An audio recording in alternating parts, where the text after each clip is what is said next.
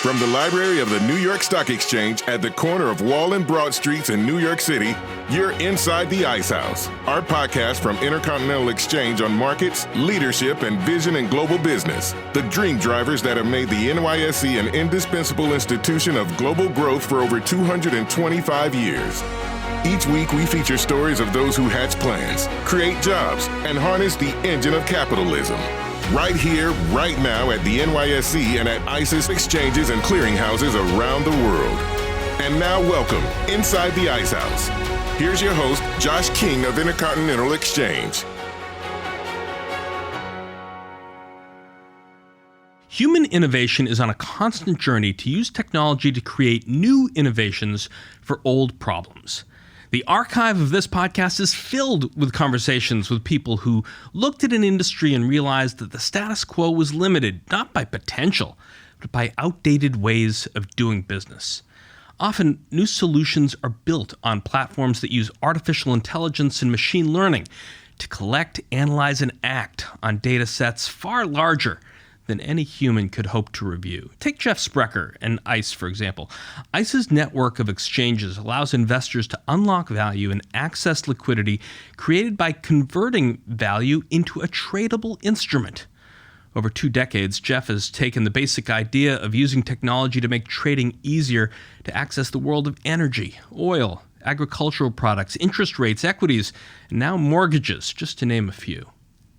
Sometimes, though, new problems can be fixed using old solutions. That brings us to the topic of our conversation today. The New York Stock Exchange and Intrinsic Exchange Group just announced that they're jointly developing a new class of publicly traded assets called natural asset companies, or NACs. The idea is a revolutionary way to unlock the value stored in the environment, the natural world around us, by leveraging the 500-year-old solution of using an equity exchange to allow trading and investment in an asset. It's estimated that natural assets produce $125 trillion in value annually, and that's 4 times the total value of all the companies listed on the NYSE. These natural asset companies have the potential to offer more than just an investing opportunity. As Stacey Cunningham, president of the NYSE, said recently, with the introduction of NACs, the NYSE plans to provide investors an innovative mechanism to financially support the sustainability initiatives they deem critical to our future. Our guest today, Douglas Eger, is chairman and CEO of Intrinsic Exchange Group, the organization that we're working with on this effort to tap into our community to drive real progress on ESG issues with a solutions-based approach.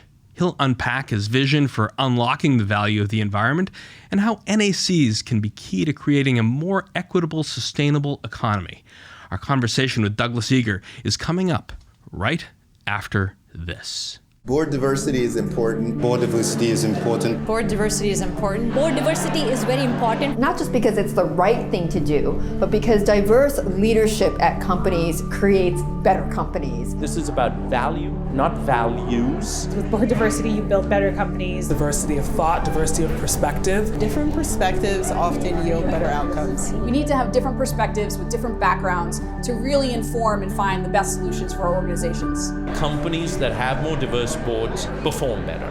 Diverse teams are better performers. That is absolutely true in the boardroom as well. It makes a difference to the employees who work for companies. It makes a big difference for the communities in which they work. Our business is about building leaders for the future, and that talent cannot be only half the population of the world. What are you waiting for? 50% of the population for some reason isn't qualified? Let's put the smartest people we can in the boardroom, and why ignore people or exclude people for any reason other than that they're not qualified? Our guest today, Douglas Eger, is the chairman and CEO of Intrinsic Exchange Group. He's the founder of Entertaining Ideas, the media and ideas incubator from which Intrinsic Exchange was born. He served previously as chairman of Pet360 Inc., which was sold to PetSmart in 2014. A serial entrepreneur, Douglas has founded several other companies, including Sheffield Pharmaceuticals, TechSource, and Kachina Capital. His career also included producing Emmy Award-winning and Oscar-nominated documentaries, including War Dance, How to Survive a Plague, and Shoot Down. Welcome, Douglas, back to the New York Stock Exchange and inside the Ice House. Thank you so much. The first step in talking about a brand new concept is to define the terms. Can you explain to the audience really what a natural asset company is? Sure. A natural asset company holds the rights to the nature's production of ecosystem services. And what ecosystem services are things like production of fresh water, genetic potential for our food, climate stability, so carbon sequestration, soil health. The company is designed to maintain, manage, and grow these natural assets in a variety of different conditions. So it could be natural landscapes, so forest, coral reefs. It can be in agricultural areas, so rebuilding soil, moving from more of an extractive, industrial farming to one that is more sustainable. And so these companies then are designed to convert that natural asset value into financial capital so that we could actually use the term natural capital, because right now it's a natural asset. It hasn't yet had the ability to be easily converted into financial capital, which is necessary. Getting a new asset class off the ground is a formidable challenge that I'm sure requires perseverance and vision, the entrepreneur's really basic building blocks. I mentioned some of your past successes that span sectors from pharma to media to things in between in the introduction. Where and when did you realize that this was a passion and talent of yours? I've always had a passion for the environment and conservation. And it was sort of frustrating because I started between high school and college working on a political campaign. Where'd you grow up? What college? What political campaign? I was in Northern Illinois at the time, but went to the University of Iowa. And so I had an environmental background, plus I was in the writer's workshop. I thought policy solutions would be the right way. I thought politics would be a really good avenue. And I found it a bit frustrating. What campaign was that? Actually, my high school counselor ran in the 1st Congressional District of Illinois. And he said, why don't you help me? And I ended up being the campaign manager. Through that lens, I saw the limitation kind of early about how policy solutions can go so far, but it's very difficult. When you think of the macro economy as building, it's the engine of our world. And it's very hard for policymakers to come in and be on the front end of that. It's usually when there's a big problem, you ameliorate it to a degree. And I had a kind of seminal conversation with my father, who is a very successful business person. And he kind of challenged me. And he said, well, this happened to be in 1980. And he said, we've been 10 years of the EPA and Endangered Species Act, clean water. And do you think we're on the right track? And I said, well, it's better, but we're still having a lot of intractable problems. At that time, I think the knee-jerk reaction was business is bad, industry is the enemy, and, we need to stop them from doing something. And, he just said, you need to learn how this works, and until you do, it's going to be very difficult to change the system. So that planted the seed. So the passion has been there. I wanted nature to be, more prevalent and protected. And it's been a long journey to try to figure out how I could realize that.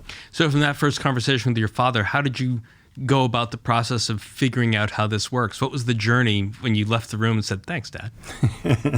I decided to start a company right out of college. I really enjoyed that process of creativity. I sold the company, part of it to Igloo, the consumer products company, partly to Heartland Diversified Industries. And it was a consumer product based on running, because my brother had said, I'm training for a marathon. There has to be a better way to take water while you're running.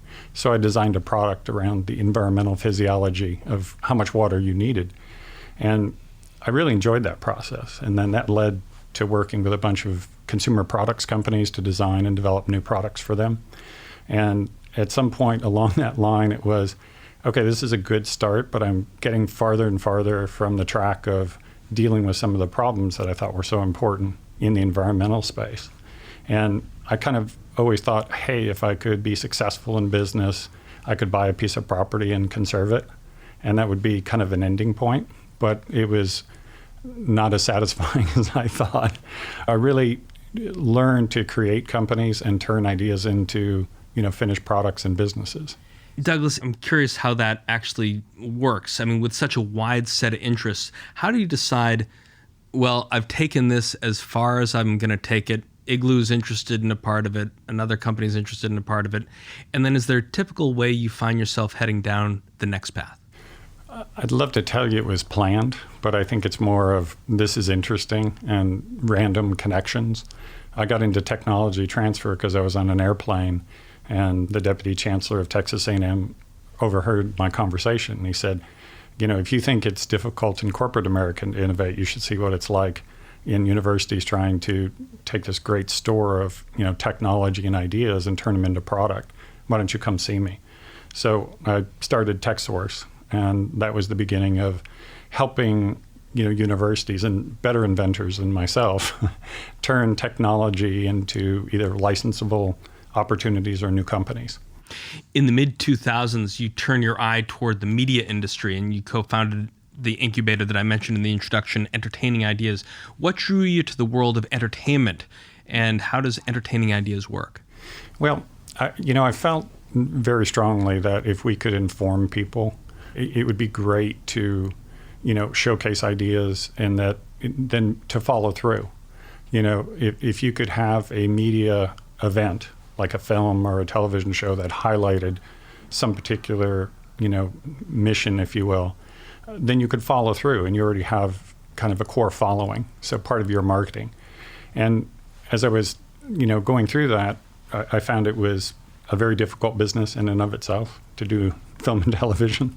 And then to move on to, doing the products, there was a political avenue, kind of where a participant went, Yep. And Jeff Skoll's work. And I thought that was a very attractive model, but then to actually build businesses on the back end.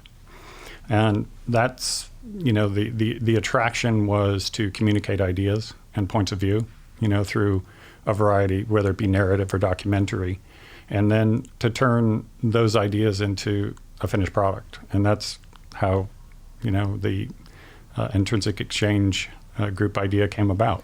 One of those documentaries that you worked on was the Academy Award-nominated War Dance about Ugandan child soldiers, focusing on 3 children, Nancy, Rose, and Dominic, of the Acholi ethnic group. Can you tell us about your involvement in these films and the types of stories that you were interested in bringing to life?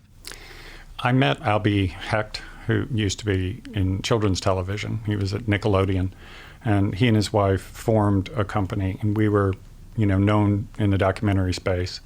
And he told me about the idea, and Sean and Andrea Fine were the co-directors. And I just found the story so compelling, and my wife is my producing partner and director, and she said, this is just amazing, we have to do this. So we, signed on as producers and executive producers, helped the film be financed, and just directed it through the process.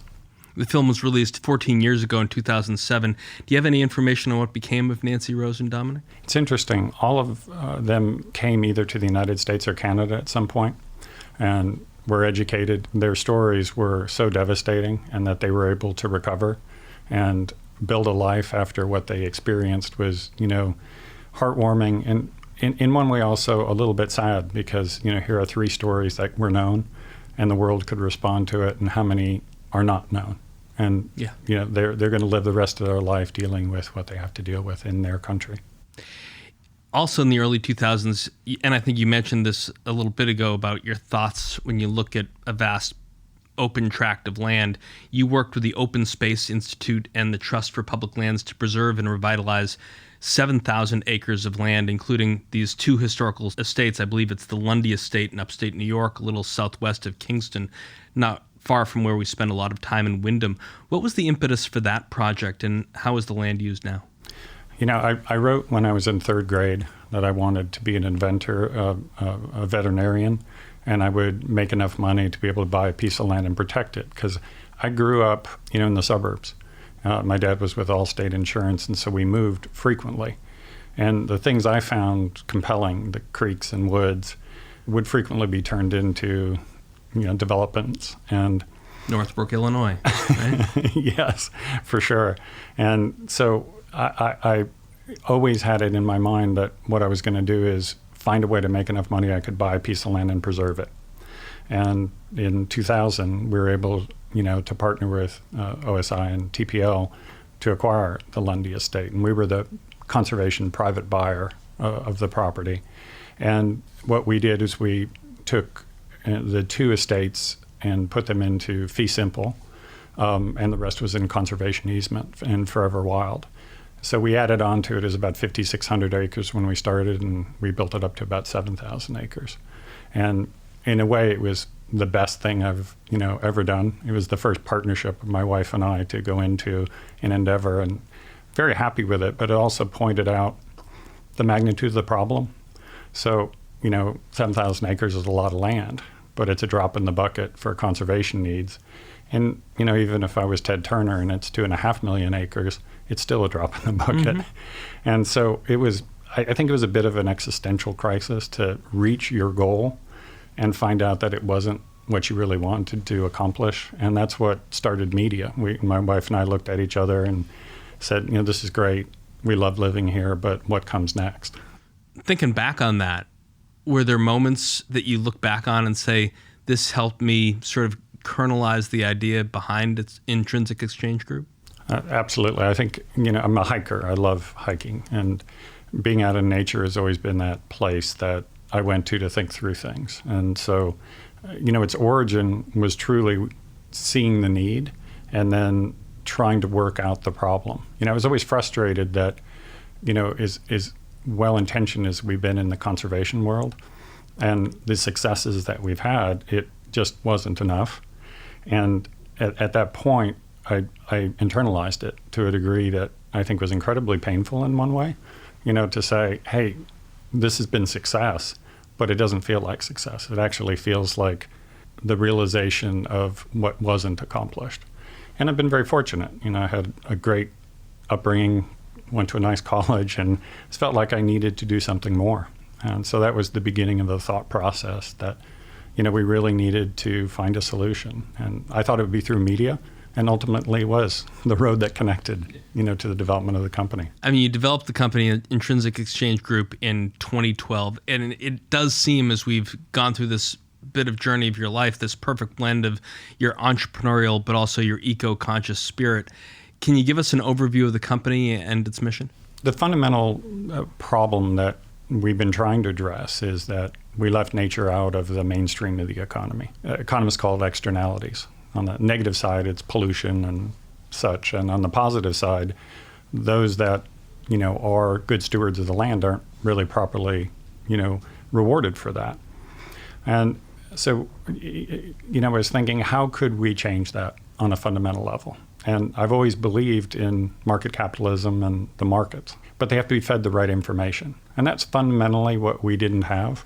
If you can't price nature and you can't properly include it, our aspirations, we may kind of dream green, but we live our lives by the red and black of financial statements, personally, companies, and countries. And so to be able to find a way to incorporate the value of nature without it having to be a policy solution. So my goal was, could there be a natural market solution? Because we've been building slowly, kind of an arch. On one side, policy, and then the realization of the value of nature. And, we went from taxes and regulation to transfer artificial markets like carbon. And we're getting really close to pricing it in. But we're missing that fundamental piece that said the underlying asset is valuable.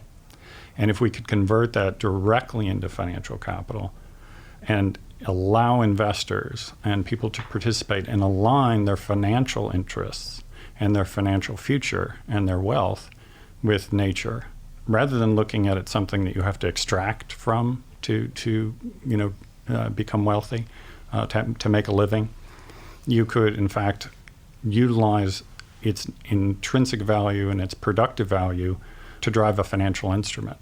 So it was kind of a deep dive on how do we create wealth?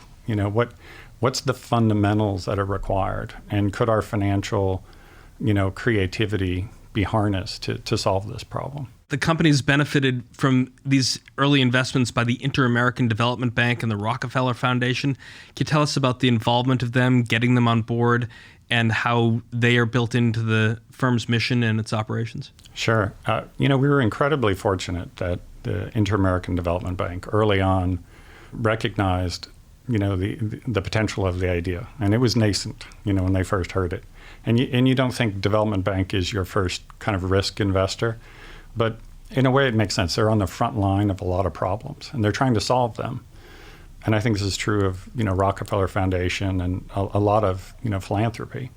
I think being on the front line and often filling, the starter role, putting in seed money to try to get an idea going. And oftentimes it's like putting a little bit of gas in the engine. It would start. But without a natural market to keep it going, you just have to either keep funding it through philanthropy or grants or whatever, or it will retrograde. And so I think those at, the IDB understood that, and they said, we're moving closer to this solution. This seems like a good idea. Let's, figure out a way to work together and try to realize it. After the break, Intrinsic Exchange Group CEO Douglas Eger and I are going to discuss the company's work in more detail to quantify and capitalize the seemingly invaluable contribution of nature. That's all coming up right after this. Navigating dynamic markets requires a relentless pursuit of knowledge. Now, join market experts to learn with ICE Education Live. Attend live video training with practical lessons across global asset classes. On-demand modules provide base knowledge. Participants can then attend live training sessions, including group review and tests for certification. We also tailor training for your needs and in-house projects. ICE Education Live courses. Continue your education today. Welcome back. Before the break, Intrinsic Exchange Group CEO Douglas Eger and I were discussing his wide-ranging background and the path that led him to start his current company. So, Douglas, the Intrinsic Exchange website talks about 3 land and marine categories: natural, working, and hybrid areas. Can you break down the differences between these areas and share examples of each of them? Sure.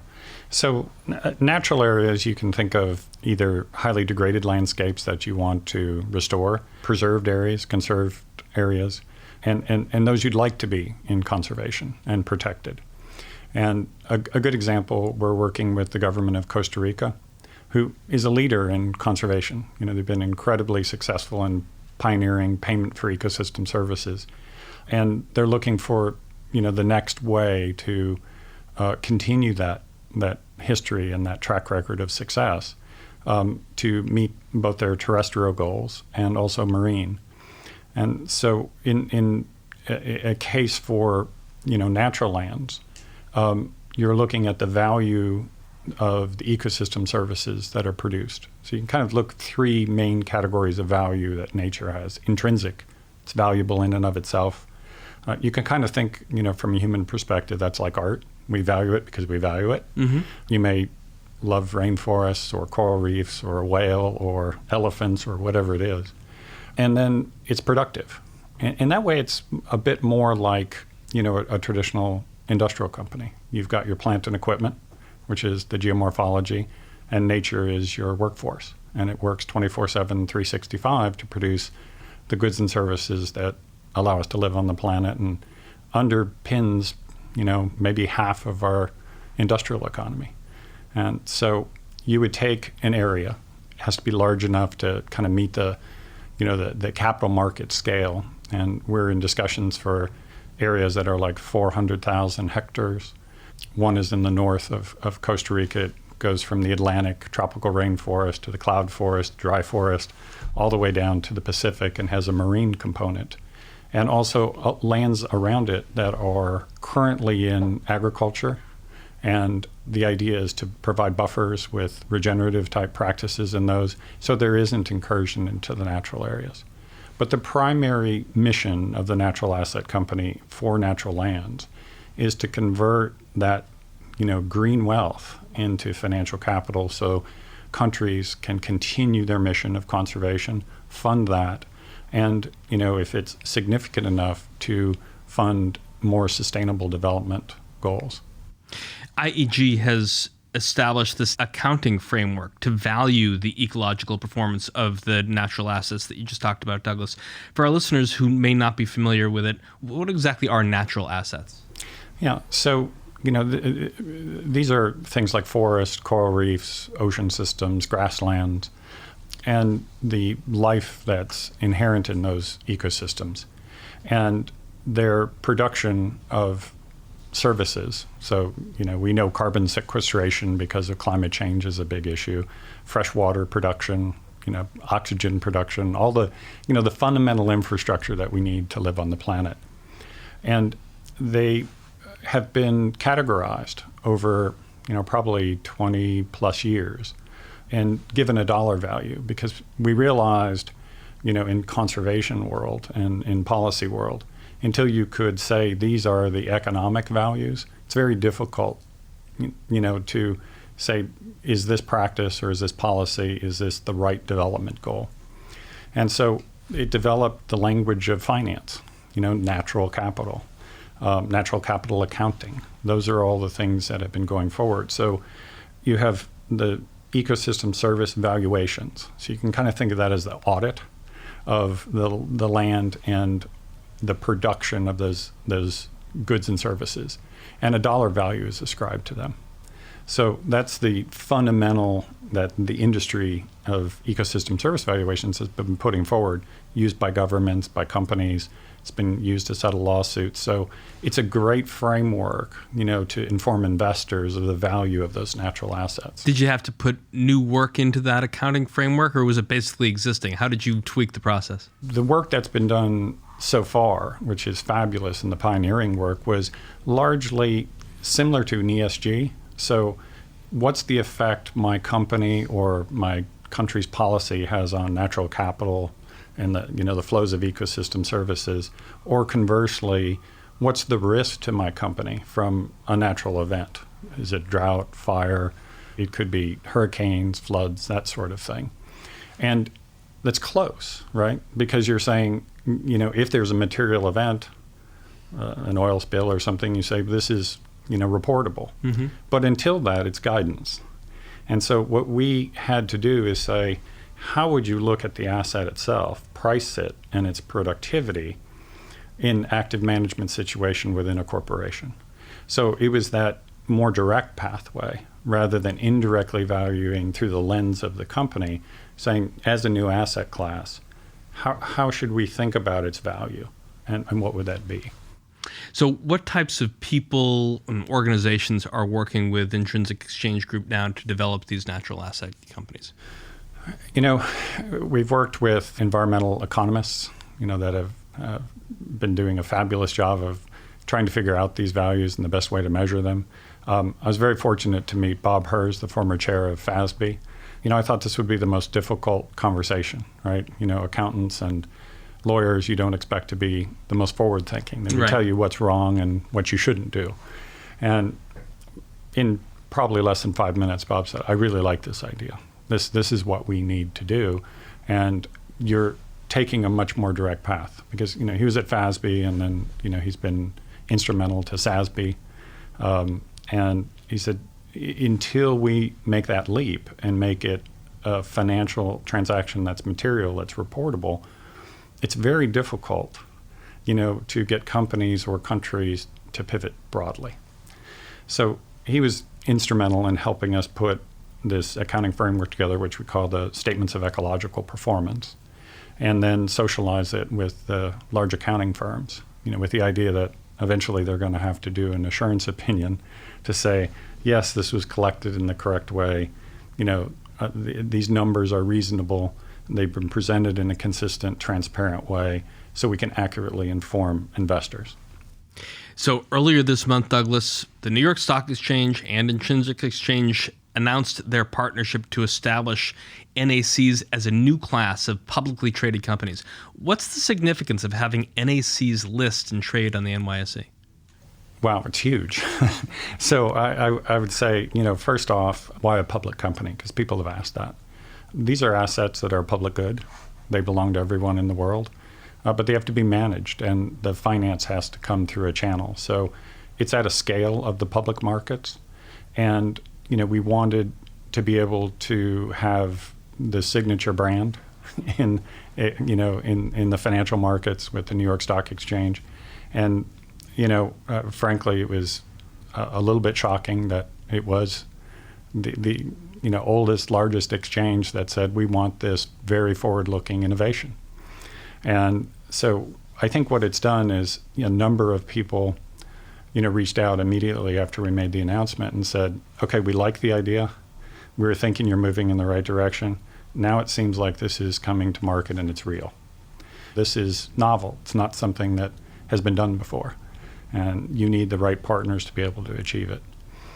The private markets wouldn't have been the right approach. Maybe much easier to do that. But if these are assets that, governments, they're patrimony, right? And these are assets that are in public trust, and they're a public good. So we believe they really should live in the public markets for everyone to participate in. You celebrated the announcement at the NYSE by ringing the opening bell here on September 14th, and you did it with our Chief Operating Officer, Michael Blogrand. And then he mentioned that the NYSE's involvement began the way so many of these great business relationships begin, through a conversation at a bar. Can you tell us about the partnership from your end and the ensuing 2 years between that happy hour with Michael and today? A gentleman, Paul Adcock, that used to work at the exchange, was in Chicago at a Ritz-Carlton. And he was at the bar, and a gentleman that I've been working with, and a good friend, John Vare, who was an attorney who'd been early supporter of what we were doing, they got chatting. And Paul said, this is interesting, and he said, well, could you make an introduction? And so that's what began, the discussion. So Paul set up an initial meeting, and, Michael was there. I think John Tuttle was there. And it was, okay, this is different. We haven't heard this before. We're going to need to digest it. And so we, that's why it took time, to mature all the different aspects. That's how it started. So, all good things happen at a bar over a drink, right? Exactly. I mean, and they also happen on a nice vacation to Costa Rica. You laid out this image of sort of moving up through the rainforest and the cloud forest and back to the Pacific Ocean in Costa Rica. But I'm curious if you could walk us through what it would look like actually for Costa Rica to license the rights to an ecosystem service for its rainforest, for example. The country still retains ownership of the land, right? Yes. Yeah. You can think of this like a concession or a license. And traditionally that would be, maybe mining or timbering or some other, extractive. And here it's the rights to the production of those ecosystem services. And on most public lands, we would not have ownership of the underlying asset or the land, but it's like a water right or a mineral right that you can exploit as a private company, and that's the asset. Whether they're monetized today, in the future we continue to monetize ecosystem services or not, that's the value that's inherent. So we have been working with the government to develop a public-private partnership and the right structure. The hope is that we could get a significant valuation for these assets, and that there would be proceeds so that the government can continue through the private corporation to fund necessary efforts and continue their transition on a really strong sustainable path. Costa Rica has largely decarbonized their electric grid, and they would like to do the same thing in the transportation sector. And you need to have fuel to do that, financial fuel. And this is a way that they feel could be very innovative in the next step in conservation finance. Got to find buyers for these assets too. Who do you see as the potential buyers of publicly traded NACs? And can you explain how their investments will directly fund land preservation and transformation? The growing desire for sustainable investment, ESG, is difficult to find at scale. So as we've talked to investors, they're, very interested in investments that move the needle on climate change, on biodiversity, moving to a sustainable economy.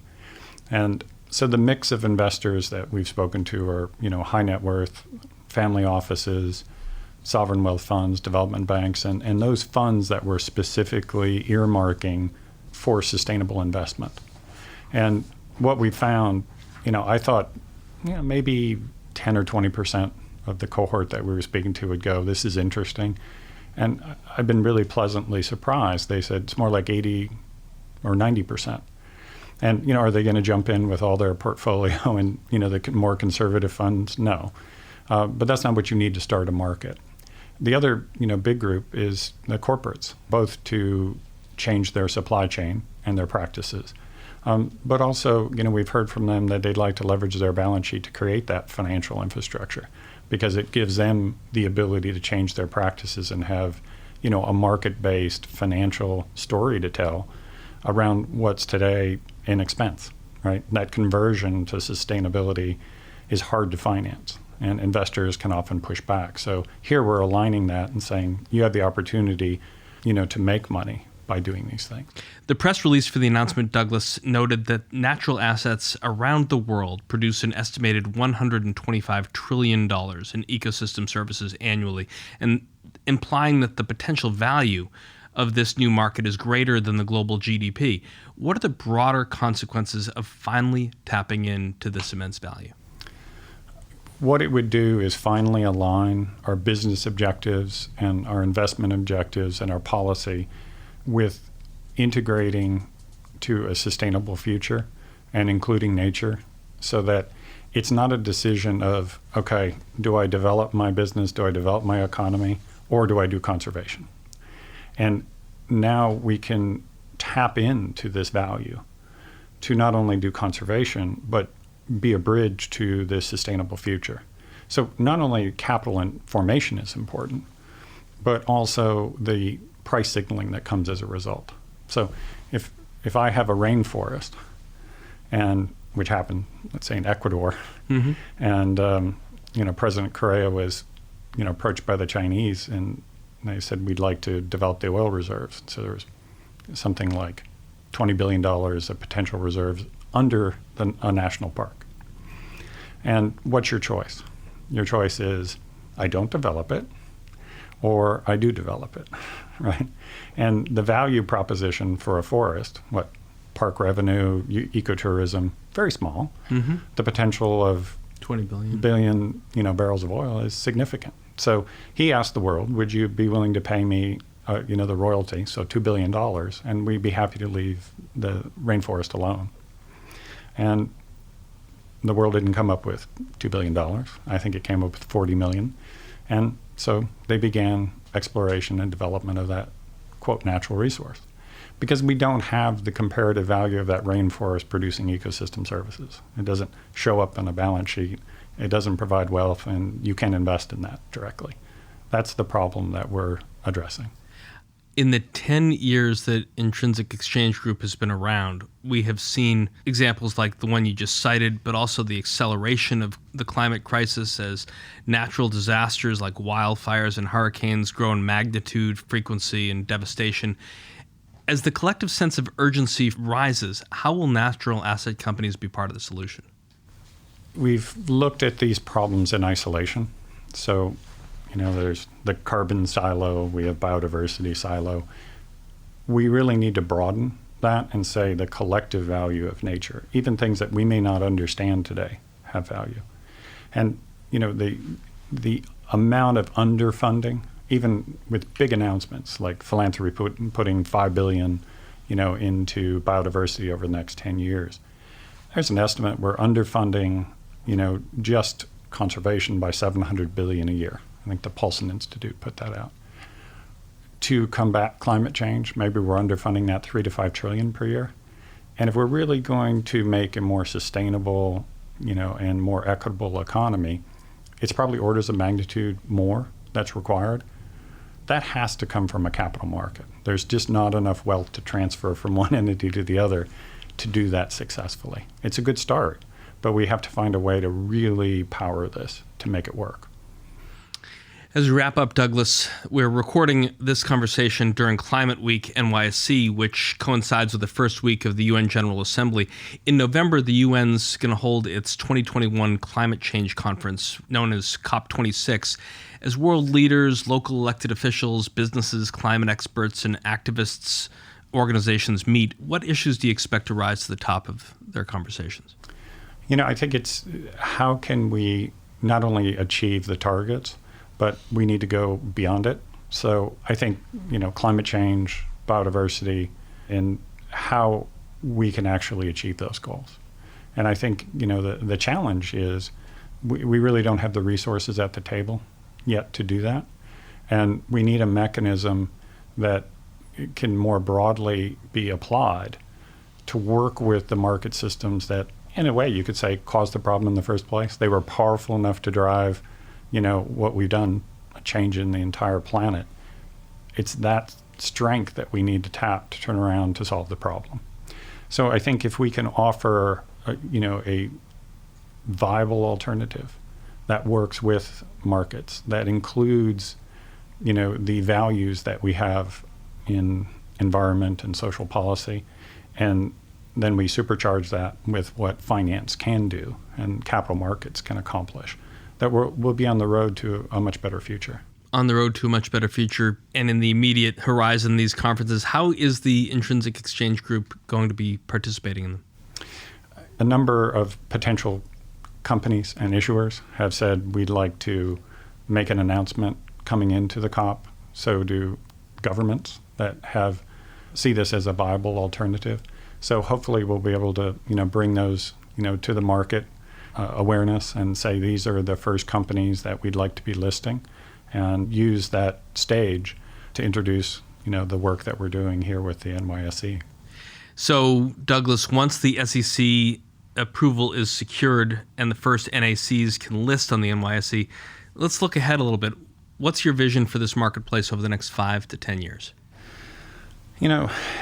Our hope is, as you said, this is an economy that's equal to our, recorded GDP. If we can take even a fraction of that and begin to move it in, I think that's significant. And so if we can ultimately develop hundreds of natural asset companies and they begin to have a network effect, so that the more that we create these companies, the more natural capital that we're building, the more nature-based solutions that we're able to finance, they'll reinforce each other. So we could, more rapidly reach these goals. So I'm very hopeful that, we can realize what's been the vision of conservation and, social policy folks for a long time, of truly including the value of nature and, to an extent, human and social capital into the mainstream of the economic system. Over the horizon, hundreds of natural asset companies and the corresponding network effect. Can't wait to see it brought to reality. Thanks so much, Douglas, for joining us inside the Ice House. Thank you for having me. And that's our conversation for this week. Our guest was Intrinsic Exchange Group Chairman and CEO Douglas Eger. If you like what you heard, please rate us on iTunes so other folks know where to find us. And if you've got a comment or a question you'd like one of our experts to tackle on a future show, email us at icehouse@ice.com or tweet at us @IceHousePodcast. Our show is produced by Grace Devlin and Pete Ash with production assistance from Stefan Capriel and Ian Wolfe and Ken Abel. I'm Josh King, your host, signing off from the Library of the New York Stock Exchange. Thanks for listening. Talk to you next week. Information contained in this podcast was obtained in part from publicly available sources and not independently verified. Neither ICE nor its affiliates make any representations or warranties, express or implied, as to the accuracy or completeness of the information and do not sponsor, approve, or endorse any of the content herein, all of which is presented solely for informational and educational purposes. Nothing herein constitutes an offer to sell, a solicitation of an offer to buy any security, or a recommendation of any security or trading practice. Some portions of the preceding conversation may have been edited for the purpose of length or clarity.